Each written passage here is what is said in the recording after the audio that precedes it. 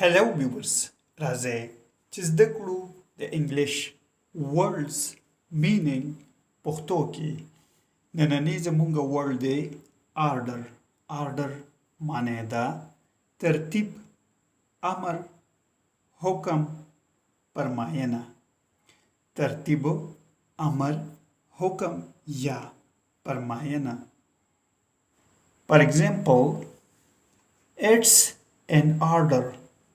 It's an order. دا یو امر دی. It's an order. دا یو امر دی. That is his order. That is his order. دا د هغه حکم دی. دا د هغه حکم دی. Viewers چینل سبسکرایب کړئ ویډیو لایک کړئ او شیر هم کړئ Thanks for watching my videos.